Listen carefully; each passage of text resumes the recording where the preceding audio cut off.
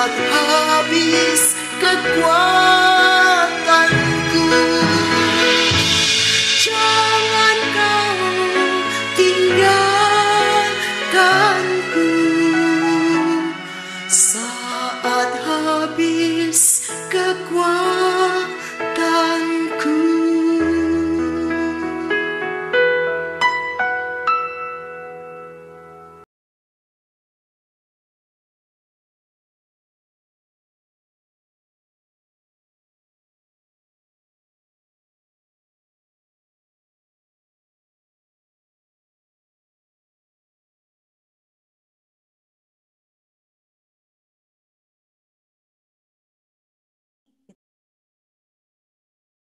Ibadah kepada Tuhan, walaupun mungkin cuaca dari semalam hujan, tapi kita bersyukur kasih setia Tuhan boleh ada di dalam kehidupan kita masih diberikan kesehatan. Mari bersama-sama Bapak dan Ibu, sebelum kita akan memasuki ibadah kita akan bersama-sama untuk bersaat teduh sejenak di hadapan Tuhan, kita tenangkan hati dan pikiran kita, supaya kita boleh fokus beribadah kepada Tuhan, kita menikmati hadirat Tuhan di dalam ibadah kita. Mari bersama-sama kita masuk di dalam saat teduh.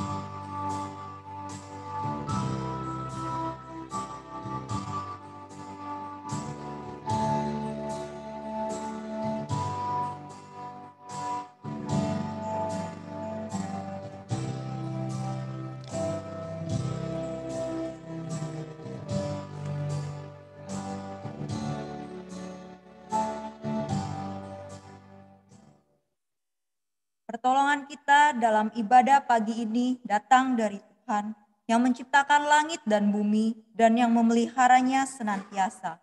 Turunlah atas kita semua kasih karunia dan damai sejahtera dari Bapa, Anak, dan Roh Kudus. Amin.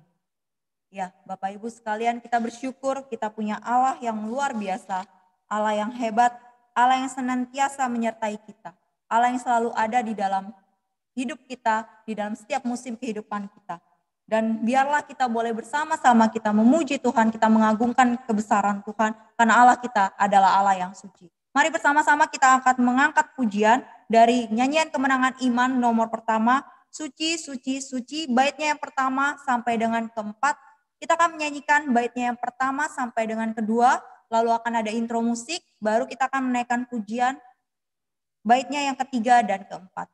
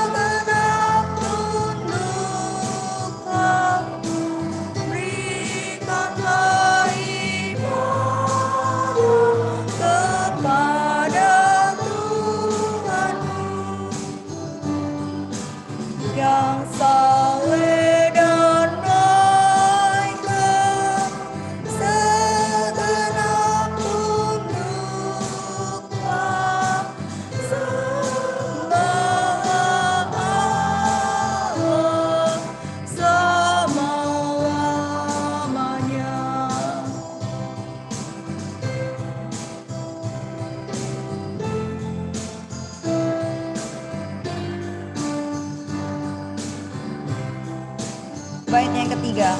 Suci, suci, suci, meskipun sekarang wajahmu tak terpandang selamatan.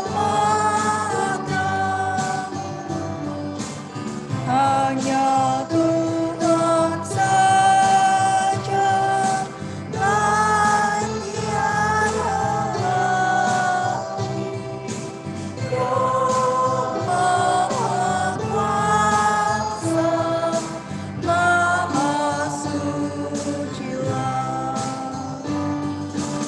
Suci, suci, suci, Allah tinggi, segenap makhluk, langit bumi puji. Suci, suci, suci,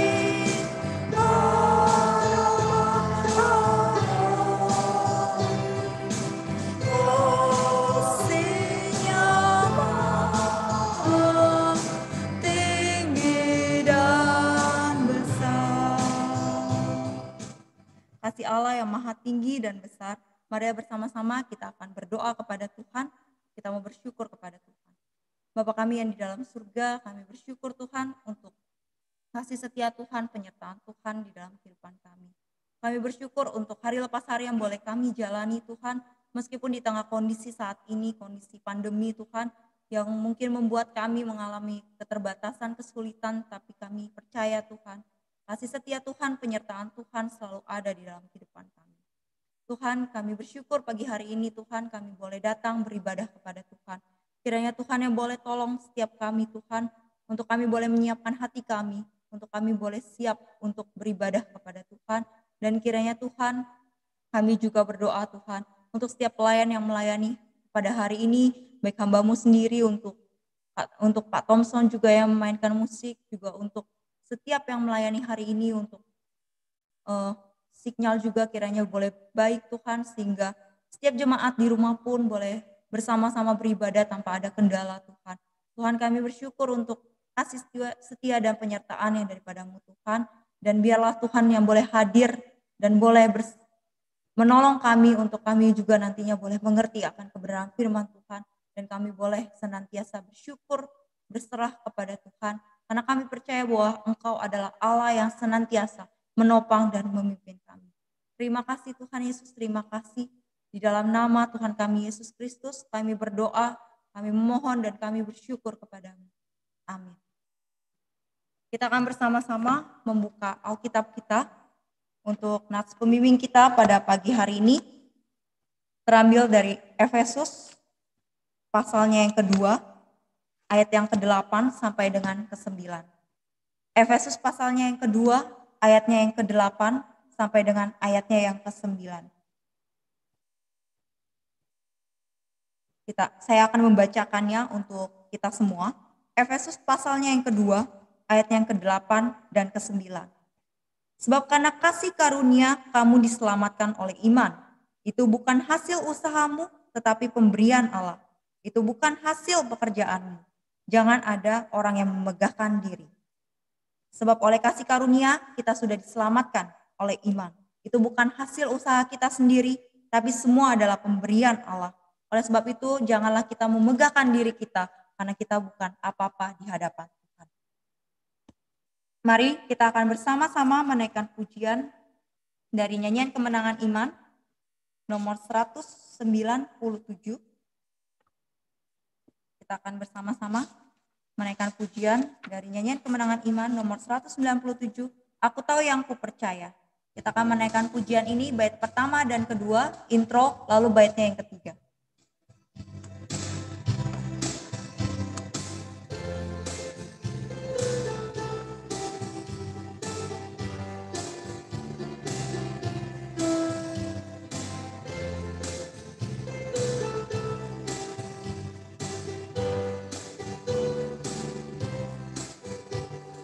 Pangeran Allah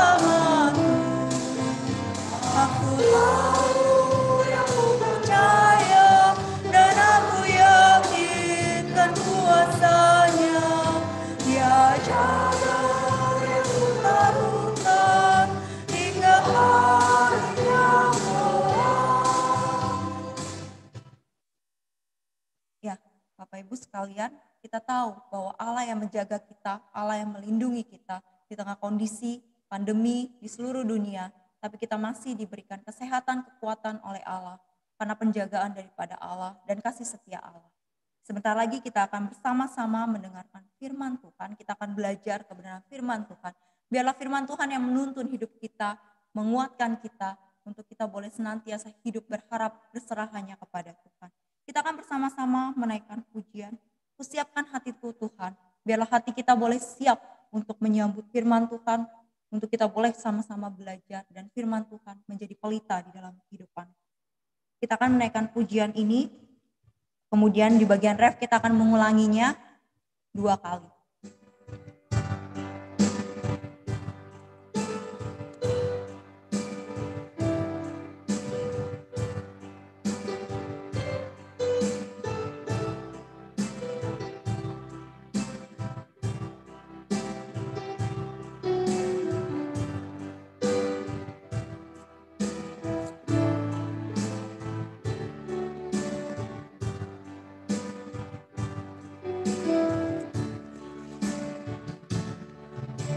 Siapkan hatiku Tuhan untuk dengar firman-Mu saat ini.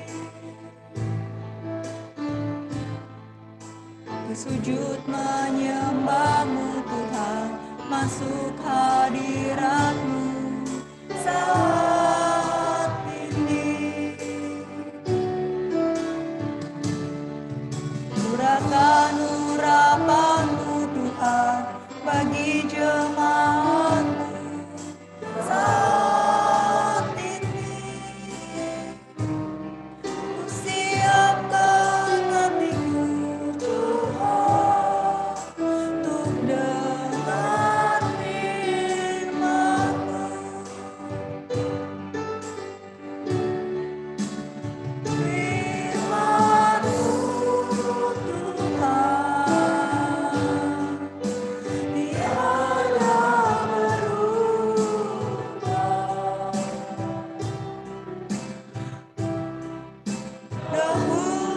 Sekarang selama-lamanya tiada berubah.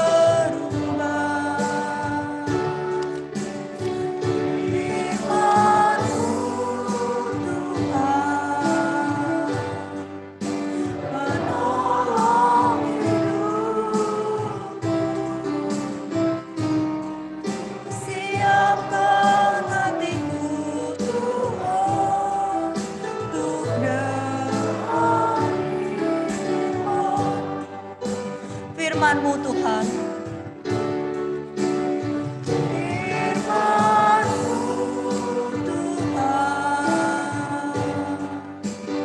tiada berubah.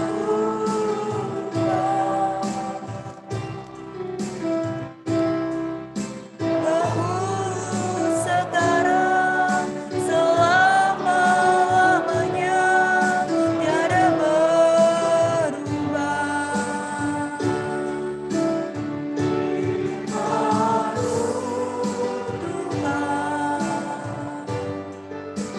Menolong hidupku.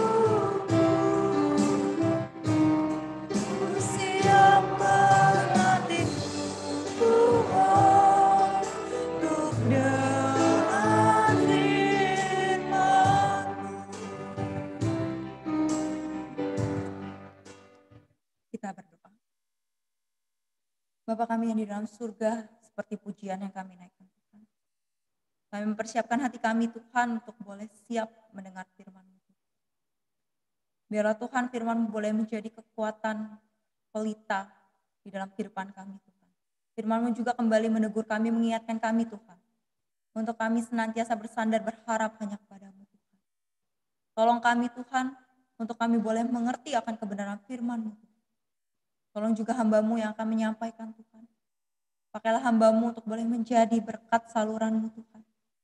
Sehingga apa yang keluar dari mulut hamba-Mu Tuhan adalah apa yang berkenan di hati-Mu. Terima kasih Tuhan, terima kasih Tuhan Yesus.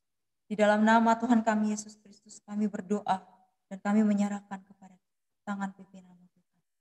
Amin. Ya, Bapak Ibu sekalian, kita akan bersama-sama membuka dari kitab Ulangan pasal yang ke-9 ayat 1 sampai dengan 6. Kitab Ulangan pasal yang ke-9 ayat 1 sampai dengan ke-6. Pada hari ini kita akan bersama-sama merenungkan kebenaran firman Tuhan dengan tema diperkenan bukan karena jasa. Kitab Ulangan pasal yang ke-9 ayat 1 sampai dengan ayatnya yang ke-6. Saya akan membacakannya untuk kita semua. Ulangan pasal 9 ayat 1 sampai dengan ke-6. Orang Israel diperingatkan supaya jangan membanggakan jasanya. Dengarlah hai orang Israel, engkau akan menyeberangi sungai Yordan pada hari ini untuk memasuki serta menduduki daerah bangsa-bangsa yang lebih besar dan lebih kuat daripadamu, yakni kota-kota besar yang kubu-kubunya sampai ke langit. Suatu bangsa yang besar dan tinggi, orang enak yang kau kenal dan yang tentangnya kau dengar orang berkata, siapakah yang dapat bertahan menghadapi orang enak? Maka ketahuilah pada hari ini bahwa Tuhan Allahmu, dialah yang berjalan di depanmu laksana api yang menghanguskan. Dia akan memusnahkan mereka dan dia akan menundukkan mereka di hadapanmu. Demikianlah engkau akan menghalau dan membinasakan mereka dengan segera seperti yang dijanjikan kepadamu oleh Tuhan. Janganlah engkau berkata dalam hatimu, apabila Tuhan Allahmu telah mengusir mereka dari hadapanmu. Karena jasa-jasakulah Tuhan membawa aku masuk menduduki negeri ini. Padahal karena kefasikan bangsa-bangsa itulah Tuhan menghalau mereka dari hadapanmu. Bukan karena jasa-jasamu atau karena kebenaran hatimu engkau masuk menduduki negeri mereka.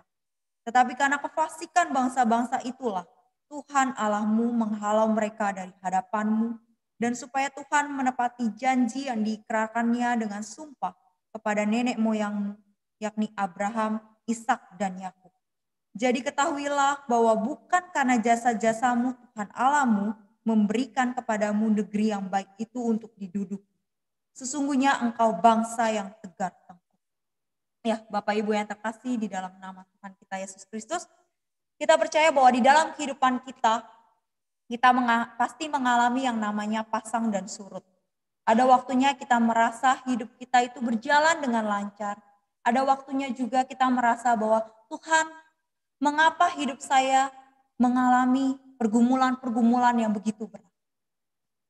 Di dalam kehidupan kita ketika kita merasa bahwa hidup kita berjalan dengan baik, kita bisa mendapatkan apa yang kita mau, kita memperoleh keberhasilan dengan apa yang telah kita usahakan, mungkin akan timbul di dalam hati kita. Iya, saya wajar mendapatkan hal ini karena saya bekerja keras untuk itu semua. Tapi Bapak Ibu, sadarkah kita bahwa di balik itu semua ada tangan Tuhan yang menyertai kita? Karena tanpa tangan Tuhan yang menyertai kita, semuanya itu akan menjadi sia-sia. Tidak ada artinya. Kita hari ini akan belajar bahwa apa yang orang Israel diperingatkan oleh Musa supaya mereka tidak membanggakan diri mereka ketika mereka masuk ke dalam tanah Kanaan. Karena kita tahu bahwa bangsa Israel itu adalah bangsa yang tegar tengkuk ya. Bangsa yang seringkali kita kenal sebagai bangsa yang pembangkang. Mungkin kalau kita baca dari kitab Perjanjian Lama tentang orang Israel, perjalanan mereka keluar dari Mesir menuju ke tanah Kanaan, kita lihat bagaimana mereka itu bersungut-sungut kepada Tuhan, marah-marah kepada Tuhan dengan apa yang Tuhan berikan kepada mereka, tapi mereka masih seringkali juga tidak melihat akan kebesaran dan juga penyertaan Tuhan di dalam kehidupan mereka. Mereka masih melakukan apa yang mendukakan hati Tuhan. Bahkan mereka juga menyembah kepada berhala dan juga mereka pada akhirnya nanti akan melakukan kawin campur dan lain sebagainya. Kita melihat pada ayatnya yang pertama sampai dengan ketiga itu, Tuhan melalui Musa memberikan peringatan kepada mereka. Makanya diawali dengan kata, dengarlah hai orang Israel. Dengarlah di sini berbicara bukan cuma, hai kamu dengar ya begini-begini, bukan. Tapi di sini merupakan suatu perintah, peringatan kepada orang Israel. Hari ini kamu dengar dan kamu lakukan, kamu ingat-ingat. Jangan kamu lupakan. Mengapa Musa sampai sering kali memperingatkan orang Israel? Ya karena itu, orang Israel itu bangsa yang tegar tengkuk, diperingatkan sekali, dilakukan lagi, dan dilakukan lagi. Makanya mengapa diperingatkan terus-menerus. Nah, bangsa Israel ini juga bangsa yang sulit belajar dari pengalaman. Kalau kita lihat banyak sekali gitu ya, deretan-deretan, rentetan-rentetan peristiwa. Tuhan memberikan tiang awan, tiang api, Tuhan juga memberikan mereka penyertaan gitu supaya mereka bisa hidup dengan istilahnya itu suatu hal yang baik diberikan Tuhan, tapi kadangkala mereka lupakan. Makanya itu Musa memperingatkan mereka dan saat ini sudah waktunya Musa untuk meninggalkan tongkat kepemimpinannya. Karena nantinya yang akan membawa mereka masuk ke dalam tanah Kanaan adalah Yosua. Kita tahu bahwa Musa pada akhirnya tidak bisa masuk ke tanah Kanaan karena ada suatu kejadian di mana ia melanggar apa yang Tuhan perintahkan kepada dia karena amarah.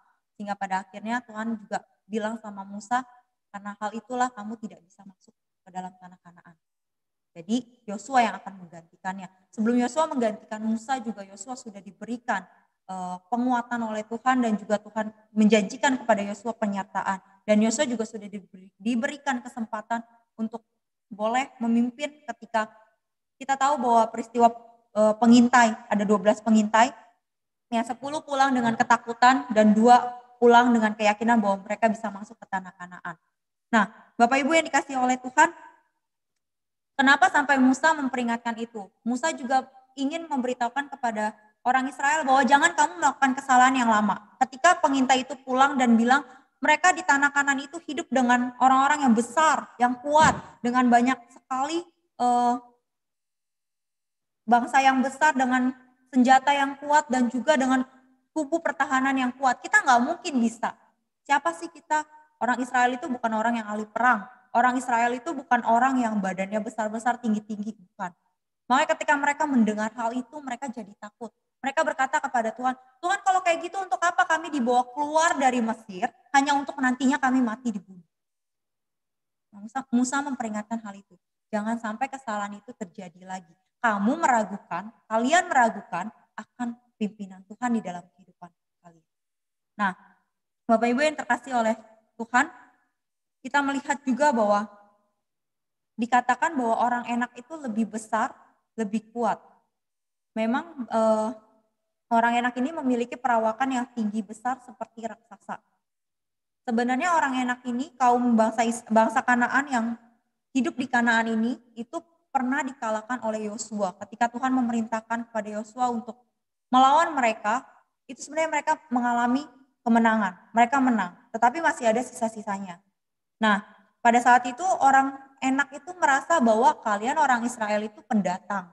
Kalian mau masuk ke tanah kami dan merebut apa yang kalian punya. Kalian nggak punya apa-apa. Secara perawakan, kalian kalah dengan kami. Secara strategi perang, kalian juga tidak bisa. Lalu apa yang harus kalian banggakan untuk itu semua? Nah, hal ini jugalah yang nantinya akan membuat Tuhan juga menghukum dari orang Kanaan karena kefasikan mereka. Karena hidup mereka yang tidak berkenan di hadapan Tuhan. Kita juga melihat di dalam ayatnya yang ketiga bahwa maka ketahuilah pada hari ini bahwa Tuhan Allahmu, dialah yang berjalan di depanmu, laksana api yang menghanguskan. Bapak Ibu yang terkasih oleh Tuhan, mungkin kalau di perjanjian lama kita sering melihat bahwa Allah menampakkan dirinya itu di dalam penggambaran api. Mengapa api? Karena api itu kan seperti sesuatu yang menghanguskan, menghabiskan, dan seperti itulah Tuhan. Api yang menghanguskan di sini itu berbicara tentang kecemburuan Allah. Orang Israel diperingatkan bahwa Allahmu sendiri yang akan berjalan di depanmu. Kalau dulu ketika mereka keluar dari Mesir, mereka dipimpin dengan tiang awan, tiang api di dalam perjalanan mereka. Kali ini bukan lagi penggambaran tiang awan, tiang api, tetapi Allah sendiri yang akan memimpin mereka untuk mereka bisa masuk ke dalam tanah Kanaan. Kenapa? Karena kecemburuan Allah itu bersifat sesuatu hal yang kalau kamu tidak taat, kalau kamu tidak mau turut di dalam apa yang Tuhan mau, maka jangan salahkan Tuhan kalau Tuhan nantinya akan menghukum. Kalau Tuhan bisa istilahnya orang Kanaan yang sudah hidup begitu lamanya di tanah mereka, Tuhan bisa mengusir mereka dan memberikan tanahnya kepadamu orang Israel, maka hal itu juga bisa akan terjadi kepadamu kalau kamu tidak taat kepada Tuhan. Dan Allah sendiri yang akan menghancurkan mereka. Kita tahu ya, sebagai manusia, mungkin kalau kita kita punya perasaan bahwa kalau kita mendapat sesuatu hal yang baik, sesuatu hal yang bagus gitu, ada rasa di dalam diri kita itu karena saya. Iya, karena kemampuan saya. Kita nggak bisa dipungkiri bahwa kita sebagai manusia punya perasaan seperti itu. Perasaan yang kalau kita berhasil terhadap suatu hal, maka kita meninggikan diri kita sendiri. Karena memang natur manusia ada hal yang seperti itu. Tapi jangan sampai kita membanggakan diri, meninggikan diri sampai kita melupakan kepada siapa yang telah memberikannya itu kepada kita. Kita akan fokus pada ayatnya yang keempat sampai dengan ayatnya yang keenam, di mana kita melihat bahwa dikatakan bahwa inilah alasan mengapa mereka harus mendengar dan mereka harus mengingat kenapa mereka bisa masuk ke tanah Kanaan nantinya. Ada 3 hal yang akan kita pelajari dan ada berkali-kali dikatakan bahwa bukan karena jasa, bukan karena jasa. Jasa di sini di dalam bahasa aslinya itu digunakan kata esedaka, kebenaran, moral, sesuatu hal yang benar di hadapan Tuhan. Jadi bukan berbicara tentang jasa itu bukan perbuatan atau hal lain sebagainya, tetapi lebih kepada apa yang diperbuat oleh orang Israel, hidup orang Israel di hadapan Tuhan, di mata Tuhan. Kalau berbicara tentang hidup orang Israel di mata Tuhan, maka kita tahu mereka tidak akan layak masuk ke dalam tanah Kanaan. Setuju ya Bapak Ibu? Mereka nggak layak untuk masuk ke dalam tanah Kanaan. Kita lihat mereka di padang gurun aja ketika 2 loh batu akan diberikan kepada mereka, apa yang mereka lakukan? Mereka disuruh menunggu, mereka membuat patung, mereka menyembah kepada patung itu. Itu udah suatu pelanggaran, hidup mereka nggak berkenan di hadapan Tuhan. Belum lagi pelanggaran-pelanggaran lain ketika mereka menghadapi sedikit kesulitan, langsung bersungut-sungut, marah-marah kepada Tuhan. Hingga akhirnya Tuhan kembali memberikan anugerah-anugerahnya kepada mereka. Ini loh, Tuhan sudah memberikan, ketika kamu kesulitan, aku memberikan kepadamu jawaban dari kesulitanmu. Tetapi apa? Balik lagi, dan balik lagi. Maka kalau dibilang karena kebenaran hidup orang Israel, itu mereka nggak layak. Sangat-sangat tidak layak. Nah, di sini diperingatkan karena pada zaman itu, di zaman orang Israel dan orang Kanaan, peradilan mereka itu lebih bersifat kepada sesuatu hal yang benar atau salah. Makanya kalau dibilang, mana yang lebih benar, orang Israel atau orang Kanaan? Kalau mau dibilang yang lebih benar yang mana, tidak ada yang benar. Karena orang Israel juga hidupnya tidak terlalu benar di hadapan Tuhan, orang Kanaan lebih lagi. Orang Kanaan itu hidupnya sangat-sangat fasik. Kalau kita melihat sejarah dan sampai ada arkeolog itu yang menemukan bangunan peninggalan dari orang Kanaan ini, hidup orang Kanaan ini adalah hidup yang sangat fasik. Mereka hidup di dalam hawa nafsu mereka. Dan kefasikan mereka itu dikatakan, digambarkan sebagai suatu hal yang paling buruk agamanya di masa mereka, di masa orang Kanaan. Jadi sebenarnya kalau kita melihat hal ini, tidak salah kalau Musa mengatakan bahwa kamu bisa masuk ke dalam tanah Kanaan itu karena kefasikan mereka, kefasikan orang Kanaan, bukan karena kebenaran hidup kamu. Coba kamu teliti lagi, hai orang Israel, sudah seberapa kamu taat kepada Tuhan Allah. Kenyataannya tidak demikian. Kenyataannya orang Israel tidaklah hidup dengan benar di hadapan Tuhan. Bahkan kalau kita meneliti ketika mereka masuk nantinya ke tanah Kanaan, mereka lupa dengan janji-janji mereka ini. Mereka hidup dengan kawin campur, mereka melakukan hal-hal yang berdosa hingga pada akhirnya nanti mereka juga akan hancur. Padahal awalnya Allah melalui bangsa Israel ini ingin memberikan keselamatan kepada bangsa-bangsa yang lain. Memakai bangsa Israel ini untuk menjadi bangsa yang membawa keselamatan kepada orang lain. Tetapi kenyataannya adalah orang Israel tidak bisa melakukan apa yang Tuhan mau. Justru mereka membanggakan diri mereka, inilah aku, bangsa yang terpilih. Inilah kami, bangsa yang terpilih.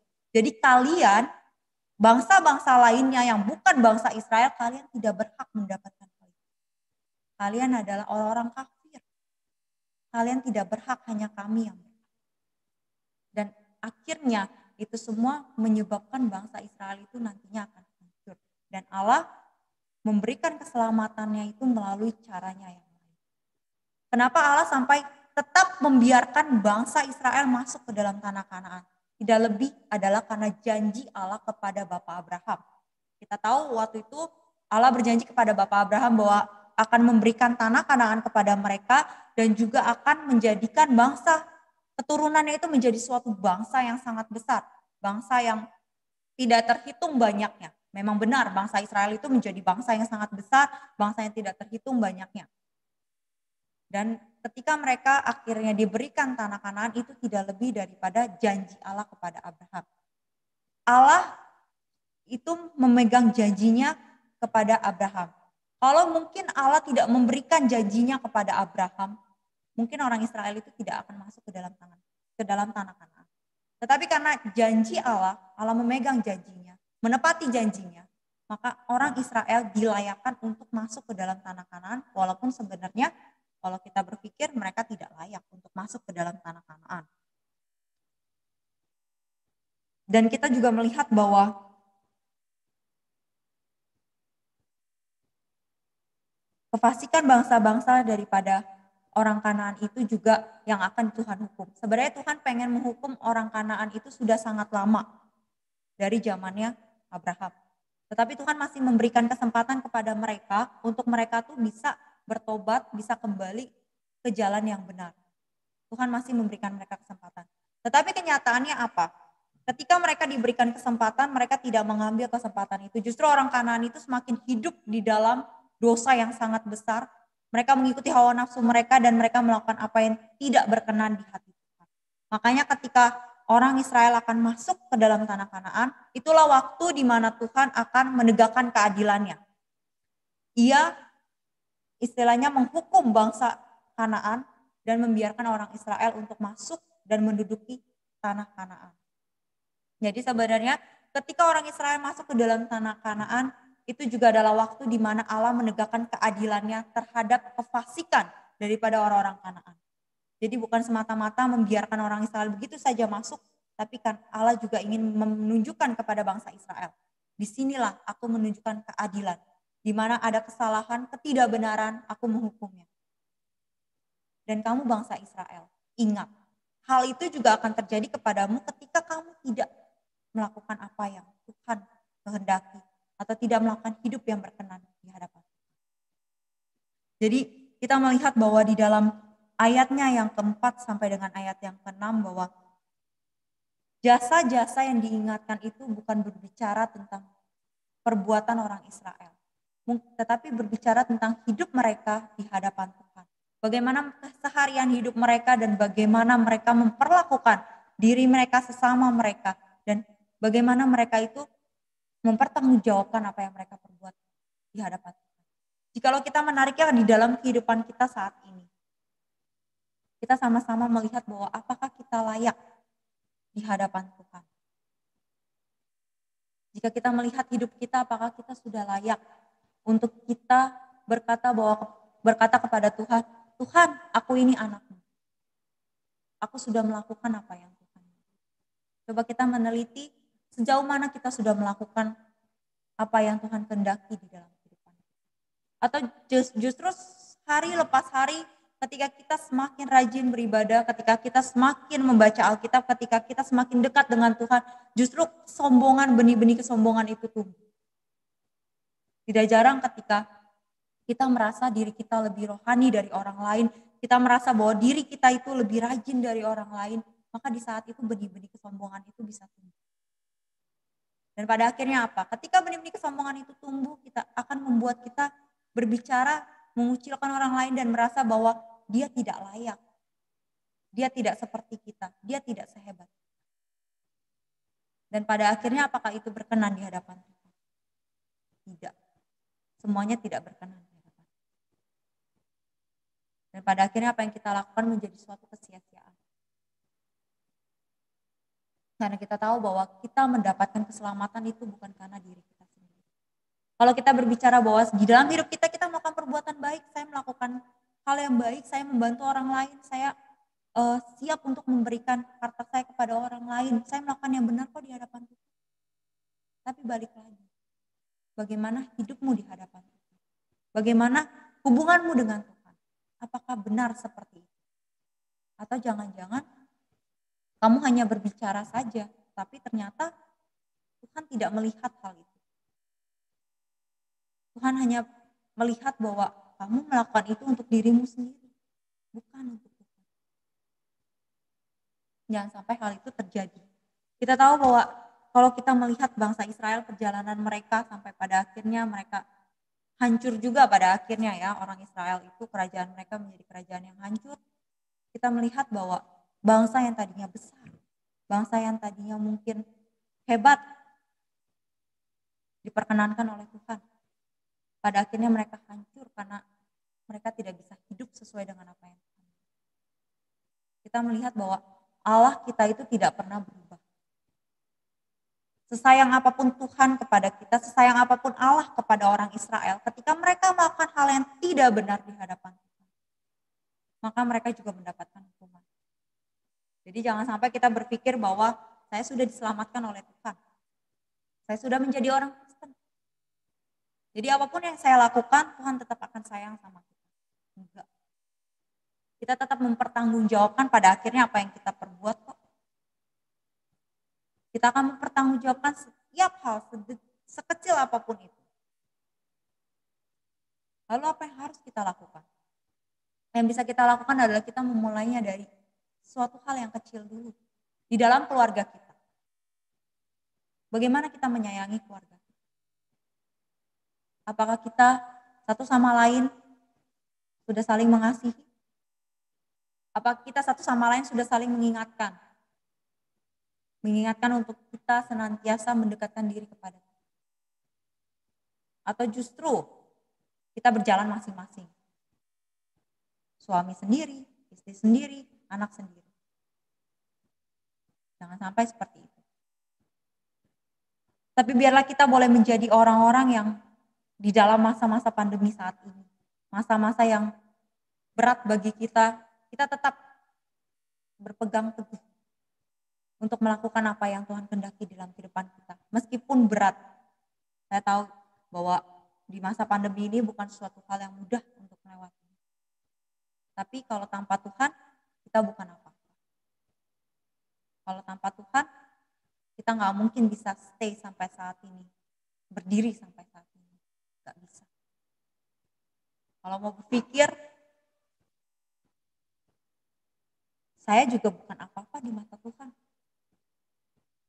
Siapa yang pernah tahu saya yang dulunya adalah anak yang terbuang?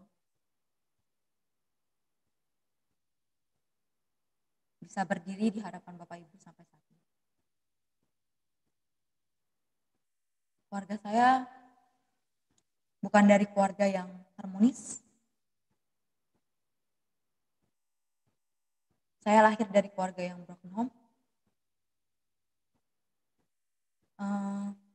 Papa saya meninggalkan kami ketika saya masih di dalam kandungan. Ketika saya lahir, saya kecil, saya tidak merasakan apa itu kasih sayang seorang ibu. Saya nggak tahu. Yang saya tahu, ibu itu adalah monster. Kenapa saya bilang ibu itu monster? Karena setiap hari ibu saya cuma bisa marah-marah, cuma bisa memukul saya, dan mengatakan bahwa kalau kamu tidak ada, itu lebih baik. Sebagai anak kecil, saya merasa bahwa saya salah apa? Kok saya diperlakukan seperti itu? Tapi dengan berjalannya waktu, saya melihat bahwa ya sudahlah, kalau mama nggak sayang sama saya masih punya seorang kakek. Kakek yang begitu sayang sama saya. Walaupun kakek saya bukan beragama Kristen, tetapi dia begitu sayang sama saya. Dia melindungi saya. Kalau mama marah, kakek yang akan menolong saya. Ketika saya SMP, suatu titik di mana saya berkata, apakah Tuhan itu ada di dalam dunia ini? SMP kakek saya meninggalkan saya Dan saya berkata bahwa Tuhan itu enggak ada. Saya pernah menjadi orang yang tidak percaya akan Tuhan. Kenapa? Tuhan itu kalau ada, kenapa Tuhan mengambil semua kebahagiaan saya? Saya lahir sebagai anak yang tidak mempunyai ayah. Saya lahir sebagai anak yang dibenci oleh ibu saya, padahal saya tidak tahu salah saya apa. Saya hidup, saya besar sebagai anak yang tidak pernah merasakan apa itu kasih sayang orang tua. Saya nggak tahu komunikasi saya dengan orang tua saya kacau balau. Hingga satu titik Tuhan juga menyadarkan kepada saya. Ketika saya ikut KKR, karena saya sekolah di sekolah Kristen,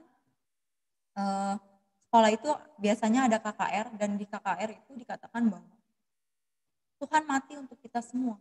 Salibnya itu yang menyelamatkan kita. Ketika saya menonton film The Passion of the Christ, disitulah titik saya menangis membuka hati saya. Benar Tuhan, apa yang saya alami selama ini, pergumulan yang saya alami, saya tidak mendapatkan kasih sayang. Tidak sebanding dengan sakitnya Tuhan. Ketika Tuhan itu dicaci, dimaki, hanya untuk menanggung dosa-dosa yang tidak pernah dia lakukan. Tapi Tuhan mau menanggung itu semua buat kita semua. Disitulah akhirnya saya berkata bahwa Tuhan jikalau memang Tuhan berkenan, saya yang bukan siapa-siapa, saya yang memang tadinya menganggap Tuhan itu tidak ada, saya siap untuk melayani Tuhan. Di situ saya menerima Tuhan, saya belajar untuk menjadi seorang yang takut akan Tuhan, saya mencoba untuk membaca Alkitab, dan di situ saya belajar untuk melayani dari hal-hal kecil. Tapi hubungan saya dengan orang tua saya, terutama dengan mama saya, itu masih kacau balau. Hingga pada akhirnya waktu berjalan dan saya melupakan janji saya kepada Tuhan untuk saya melayani Tuhan secara full time. Hingga akhirnya saya masuk ke sekolah teologi, saya masuk ke STT Iman, semester 1 berjalan dengan baik, semester 2 juga berjalan dengan baik, tetapi ketika saya masuk semester 3, disitulah Tuhan memberikan kembali peringatan kepada saya. Kamu memang sudah masuk ke dalam sekolah teologi, tapi lihat hatimu, tapi lihat dirimu. Sudahkah engkau berkenan di hadapan? Kamu hanya belajar teologi, pengetahuan saja. Kamu hanya menggunakan otakmu, hatimu mati. Hatimu masih tidak sesuai dengan apa yang aku mau. Kamu masih menyimpan dendam dan kebencian. Kamu bilang kamu mau melayaniku, tapi hatimu masih penuh dengan kebencian dan kedengkian. Karena saya belum bisa memaafkan orang tua saya. Hingga akhirnya suatu peristiwa, saya memilih untuk saya stop untuk masuk sekolah teologi. Semester 3, saya waktu itu cuti 1 semester. Dosen saya, Bok Suong waktu itu dari Museneti bilang, kalau Tuhan memanggilmu secara sungguh-sungguh, dia akan mengembalikanmu ke STT. Tapi kalau Tuhan tidak memanggilmu menjadi hamba Tuhan, dia akan membiarkanmu hidup melayani Tuhan, tetapi bukan sebagai hamba Tuhan, tapi menjadi orang melayani dan juga berguna. Saya ingat itu, saya kembali pulang ke rumah. Apa yang saya lakukan di rumah? Di rumah waktu itu Pendeta Kambunhau itu digeser di duta bandara, itu dulu gembala saya. Dia bilang, coba kamu baca Alkitab setiap hari. 1 hari 6 pasal. Pokoknya kamu harus disiplin, kamu baca itu, kamu renungkan itu. Cari apa yang Tuhan mau. Akhirnya saya coba baca Alkitab sehari 6 pasal. Bagi saya itu suatu hal yang berat. Berat kenapa? Kita tahu ya kalau kita udah masuk ke kitab Imamat, Bilangan, itu udah berat banget gitu untuk baca Alkitab, angka-angka dan lain sebagainya. Singkat cerita, di suatu titik di mana saya itu hobi dagang, hobi jualan. Jadi waktu saya cuti itu, saya dagang, jualan di pembakaran krematorium di Dadap. Ya, di situ saya jualan otak-otak sama jualan dendeng juhi. Jadi ketika saya sedang berjualan, tiba-tiba saya ketemu orang yang mirip sama saya, tapi laki-laki. Mirip sekali. Dan di situ ada orang yang memang kenal dengan keluarga kami, dia bilang bahwa itu papamu. Kira-kira kalau misalnya kita udah lama benci sama orang, gak pernah lihat, Terus tiba-tiba di hadapan kita ada dia. Enaknya diapain? Secara manusia saya sangat marah. Pengen rasanya tuh saya bunuh dia sekalian. Karena kamu tinggalin saya, tinggalin mama saya. Saya hidup jadi anak yang berantakan. Tapi apa yang terjadi? Di saat itu saya cuma bisa nangis. Saya cuma bisa nangis, saya cuma bisa bilang, "Papa." Karena kenapa? Hati kecil saya rindu, saya kangen. Saya pengen dipeluk. Dan saya tahu, kalau saya nggak membereskan ini, saya nggak akan pernah hidup tenang, dan saya tidak akan pernah berkenan di hadapan. Akhirnya ketika ketemu papa, saya cuma bilang, "Papa sehat? Kami juga sehat. Ini saya udah besar. Saya memaafkan papa. Hiduplah bahagia dengan keluarga papa yang baru. Jangan tinggalkan saya. Jangan ada korban lagi seperti saya." Akhirnya ketika saya pulang, satu hal yang saya ingat. Kalau saya bisa memaafkan papa saya yang saya nggak pernah lihat, kenapa saya nggak bisa memaafkan mama saya yang ada di dekat saya, yang sudah melahirkan saya, yang walaupun sejahat-jahatnya atau sebencinya dia kepada saya, dia pasti punya rasa sayang sama saya. Akhirnya di situ saya berlutut, saya minta maaf sama mama. Saya bilang, "Mama maafin saya. Selama ini saya benci banget sama mama. Saya dendam banget sama mama. Saya nggak pernah doain mama. Saya anak yang durhaka, melawan mama. Bahkan saya pernah berdoa sama Tuhan. Saya nggak mau punya mama seperti mama. Lebih baik mama nggak ada di dunia ini." Saya salah. Saya membereskan semuanya itu di hadapan Tuhan dan di hadapan mama. Kami sama-sama berdoa, kami berpelukan, dan itu rasanya benar-benar seperti sesuatu hal yang beban di dalam hati saya tiba-tiba itu hilang semua. Itu menjadi sesuatu hal yang lega, benar-benar lega, dan di situ saya merasa sangat bahagia sekali. Itu terjadi di sekitar bulan Desember. Sekitar bulan Desember, hingga akhirnya saya bilang sama mama, "Kita lupakan yang lalu. Kita memang pernah salah. Karena dulu kita nggak mengenal Tuhan dengan benar. Kita sama-sama yuk jalani hidup kita." Pergumulan saya dengan mama sampai saat ini yang sama adalah mengembalikan kos saya untuk bisa beribadah kepada Tuhan. Karena dia juga punya sakit hati, kekecewaan kepada Tuhan, hingga saat ini dia masih belum mau untuk ke gereja. Dan ketika saya sudah membereskan semuanya itu, saya bilang sama Tuhan, "Tuhan, saya sudah melepaskan semuanya. Saya mohon ampun kepada Tuhan, saya serahkan hidup saya kepada Tuhan. Kalau Tuhan mau pakai saya, biarkan saya kembali untuk studi di STTI. Tapi Tuhan, kalau memang Tuhan punya rencana lain bagi kami, biarkan saya menemukan jalan hidup saya. Apakah saya bekerja atau saya lanjut kuliah." Sebelumnya memang saya ada terima beasiswa, dan itu yang membuat saya juga bingung waktu itu. Tapi kemudian Bok Suong waktu itu melalui sekretariat iman itu telepon. Dia bilang bahwa, "Gimana? Sudah lega hatimu? Sudah tenang? Kembalilah." Ya udah, akhirnya saya putuskan, "Oke Tuhan, saya mantap. Saya balik ke iman." Saya balik ke iman, dan ternyata itu bukan hal yang mudah. Setelah begitu lama meninggalkan kampus, gitu banyak ketertinggalan yang terjadi. Akhirnya saya harus sistem kejar SKS. Karena satu semester itu cuti, ada 24 SKS yang saya nggak ambil. Kalau saya mau lulus tepat waktu, ya mau nggak mau kan harus sistem kejar. Bahkan saya berpikir bahwa ya udahlah 6 tahun nggak apa-apa, karena sekolah teologi itu kan biasanya 5 tahun, 4 tahun dan 1 tahun studi pelayanan, pelayanan. Dan akhirnya waktu itu entah mengapa biasanya TU itu nggak pernah nawarin, "Ayo tambahin SKS," nggak pernah. Biasanya kami udah dipaket-paketin sampai selesai. Nah tiba-tiba itu TU Iman bilang, "Loh kamu kan nganggur nih, ada kuliah kan kamu belum ambil, jamnya tepat, kosong, ambil, kejar supaya bisa lulus tepat waktu." Bagi saya itu penyertaan Tuhan. Dan ketika saya menghadapi masa-masalah sulit di kampus dengan SKS yang banyak itu, Tuhan tetap kuatkan, mampukan, sehingga saya bisa selesaikan semua itu. Bahkan ketika saya punya masalah di pelayanan gitu, Ada masalah pun ada teman-teman yang menguatkan sehingga saya bisa selesai. Terakhir ketika saya mau skripsi saya tanya lagi sama Boksu. Boksu ini gimana Boksu? Saya kan pernah cuti, masih ada SKS yang kurang nih. Kira-kira saya bisa langsung lulus apa enggak? Bisa tepat waktu enggak? Kalau nggak bisa juga nggak apa-apa, saya siap ambil di semester yang baru. Boksu bilang, kejar aja, masih ada waktu. Dan akhirnya saya bisa selesai dengan tepat waktu. Dan ketika selesai pun, saya bilang sama Tuhan, Tuhan, ini sudah akhir. Saya sudah selesai, saya sudah finish semua. Sekarang Tuhan mau bawa saya kemana? Terserah Tuhan, saya siap. Dimanapun Tuhan tempatkan saya. Dan saya serahkan semua ke dalam tangan pimpinan.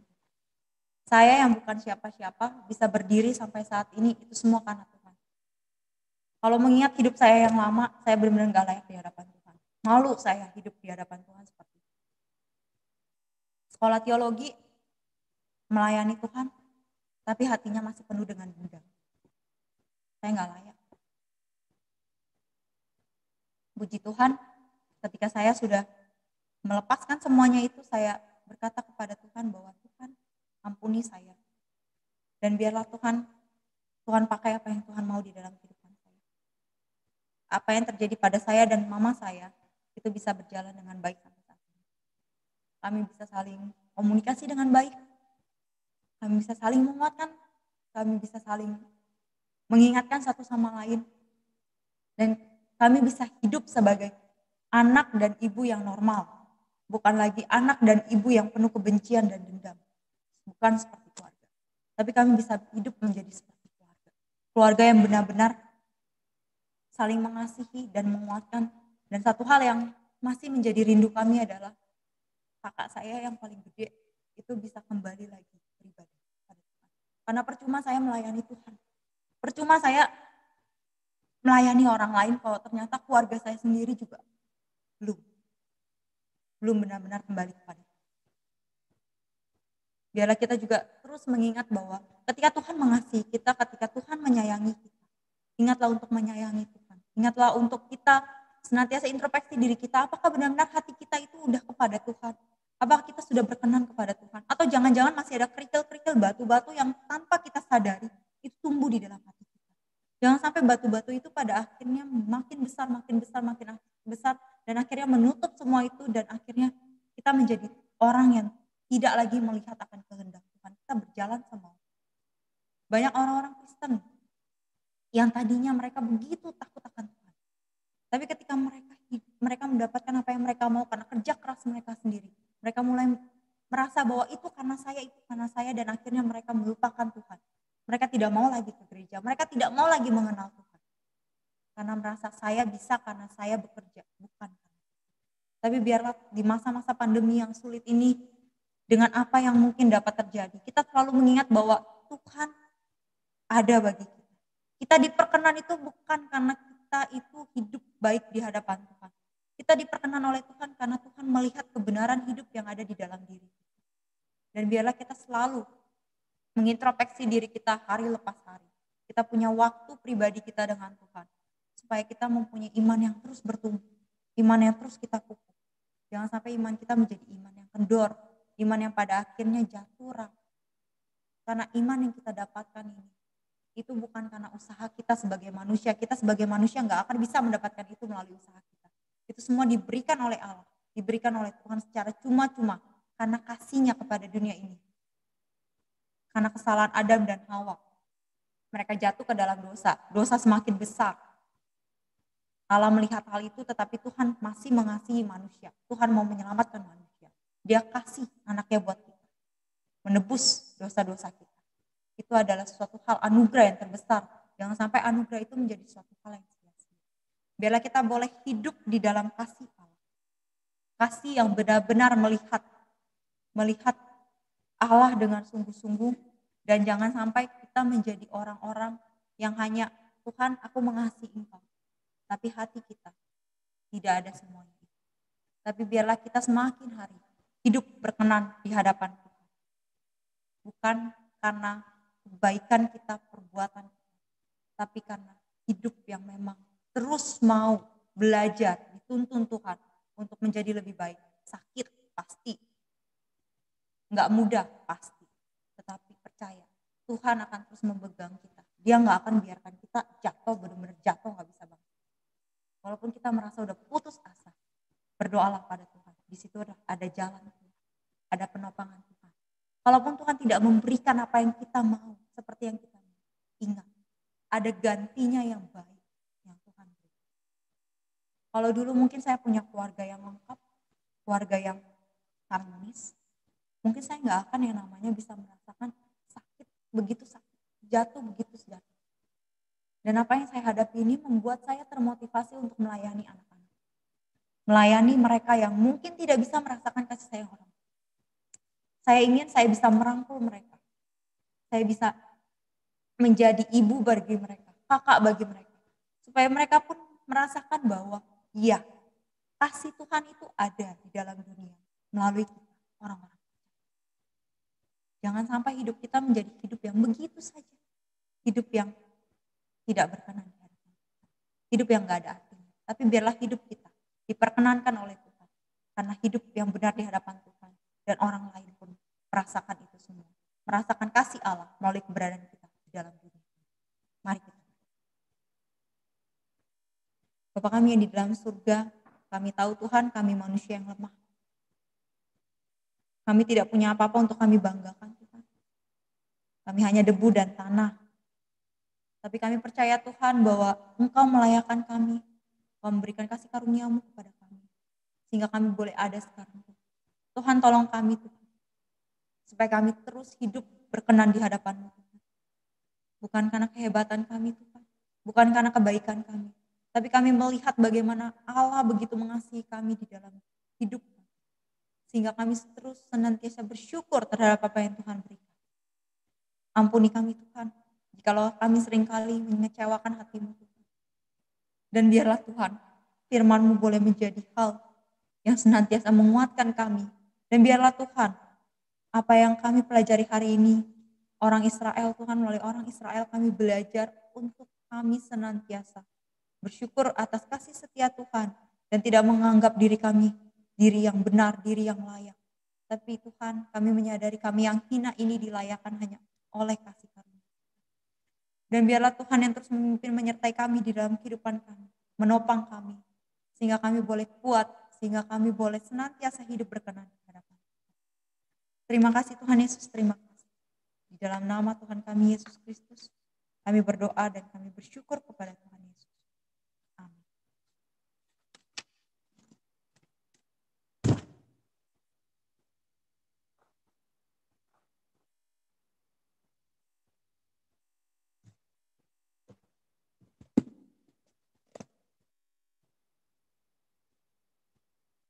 Jemaat yang dikasihi oleh Tuhan, 4 minggu berturut-turut kita diingatkan siapa kita dan siapa Tuhan. Kalau kita boleh dipilih, dipanggil, diselamatkan, bukan karena kita layak. Bukan karena kekuatan dan kemampuan. Bukan karena jasa-jasa. Bukan karena apa-apa, tapi karena Tuhan mengasihi kita. Kalau ditanya alasan mengapa Tuhan menyelamatkan kita, mengasihi kita, karena memang Tuhan mengasihi kita dan tidak ada alasan. Puji Tuhan, kita boleh menjadi orang yang dipilih, diselamatkan, bahkan sebagian kita dianggap layak untuk melayani Tuhan. Karena kita sudah dibenarkan di dalam Kristus. Kita tidak benar, tapi dibenarkan di dalam anugerah cinta kasih Tuhan. Israel adalah cermin bagi kita, dan biarlah setiap kebenaran firman Tuhan yang kita dengar akan terus mengingatkan kita. Kita diselamatkan hanya oleh karena anugerah Tuhan. Puji Tuhan. Sebelum kita melanjutkan dengan doa syafaat, saya mengingatkan nanti HP jangan dimatikan dulu, karena DOC Youth akan memberikan pengumuman, walaupun mereka tidak bisa merayakan ulang tahun di gereja, tapi mereka tetap merayakan ulang tahun melalui virtual. Mereka tetap bersyukur kepada Tuhan karena Tuhan sudah memimpin perjalanan mereka. Jadi tolong jangan dimatikan. Baik, mari kita bersama-sama masuk di dalam doa syafaat.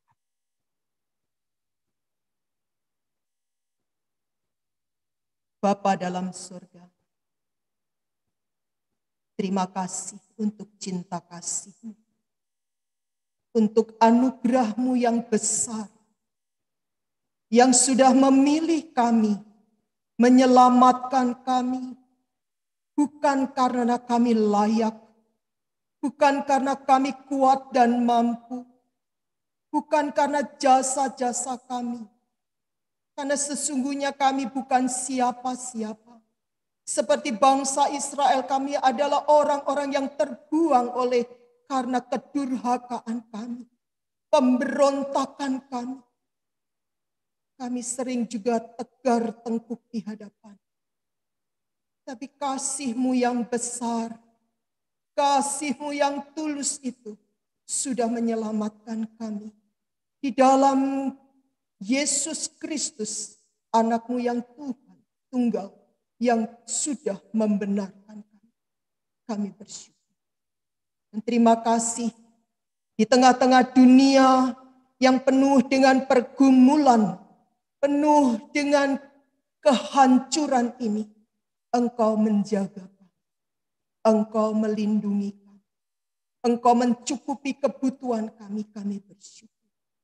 Tuhan, saat ini kami mau bersama-sama membawa di dalam doa untuk saudara-saudara kami yang sedang bergumul karena mereka harus berjuang untuk mengalahkan sakit mereka.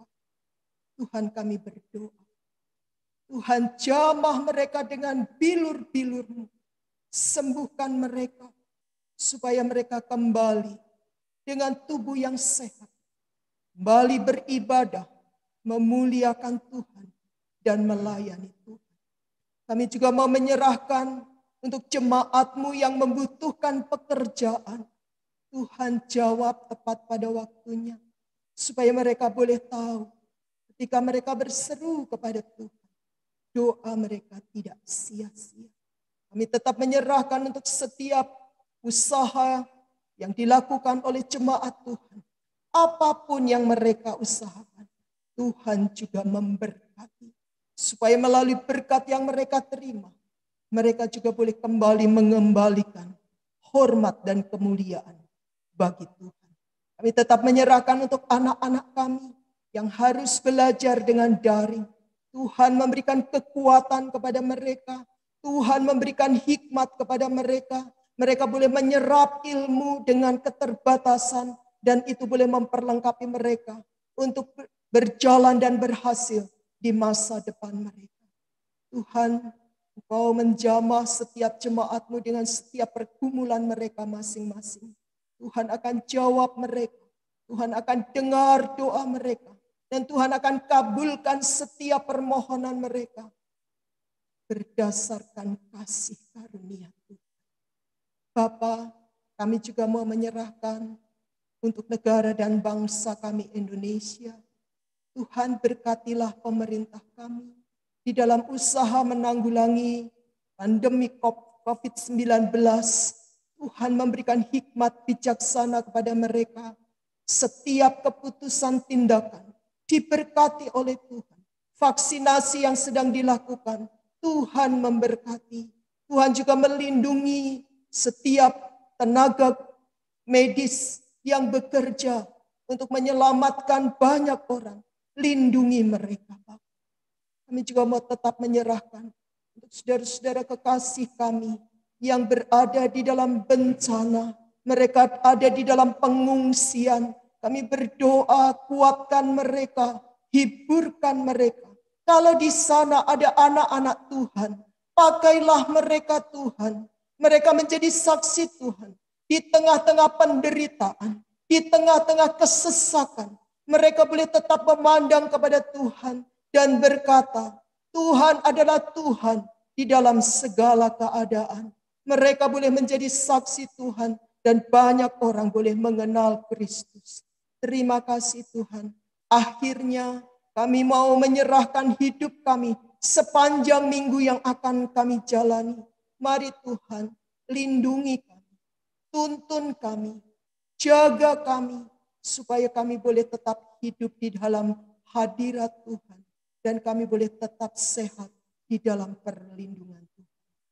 Inilah doa kami ya Bapa, yang kami naikkan di dalam nama Tuhan Yesus Kristus yang sudah mengajar kami berdoa demikian. Bapa kami yang di surga, dikuduskanlah namamu, datanglah kerajaanmu, jadilah kehendakmu di bumi seperti di surga. Berikanlah kami pada hari ini makanan kami yang secukupnya, dan ampunilah akan kesalahan kami, seperti kami juga mengampuni orang yang bersalah kepada kami. Dan janganlah membawa kami ke dalam pencobaan, tetapi lepaskanlah kami daripada yang jahat. Karena Engkaulah yang mempunyai kerajaan dan kuasa dan kemuliaan sampai selama-lamanya. Amin. Jemaat yang dikasihi oleh Tuhan, mari kita berjalan dengan Tuhan melalui kebenaran firman Tuhan yang setiap kali mengingatkan kita untuk kita boleh hidup berkenan kepada Tuhan. Mari kita bangkit berdiri. Kita akan bersama-sama menaikkan pujian penutup kita, tambatkan hatiku. Doa kita, biarlah kita boleh hidup berkenan kepada Tuhan.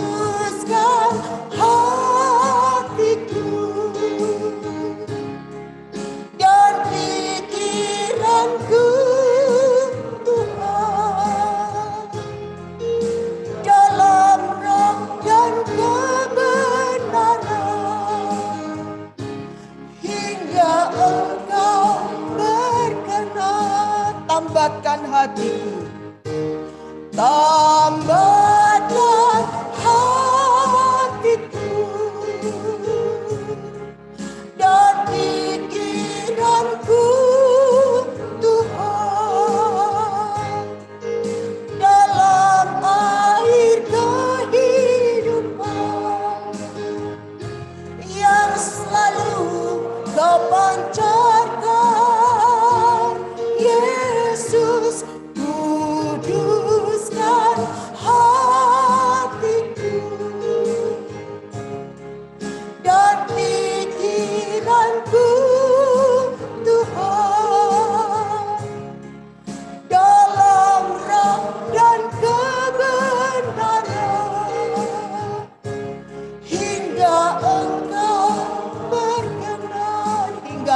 berkenan, hingga Engkau berkenan.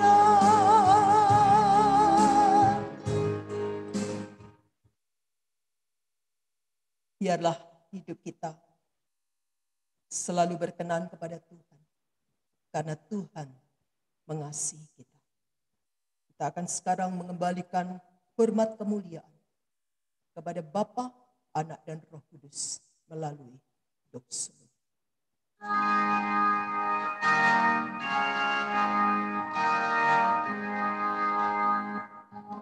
Bagi Bapa, Anak, dan Roh, puji, hormat, dan mulia, dulu, sekarang, tak berubah,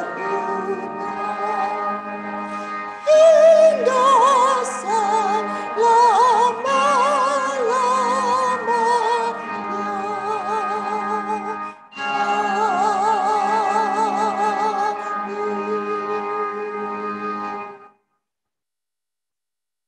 kiranya damai sejahtera Tuhan Yesus Kristus yang melampaui segala akal, kekuatan, damai, sejahtera, dan kasih Allah Bapa, penyertaan pimpinan dari Allah Roh Kudus akan tinggal tetap di dalam hidup kita, mulai sekarang sampai selama-lamanya.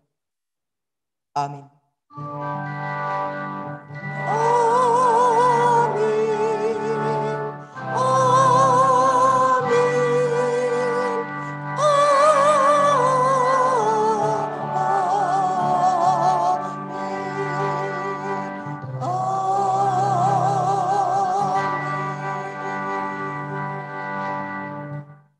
Ibadah selesai, Tuhan memberkati kita. Amin.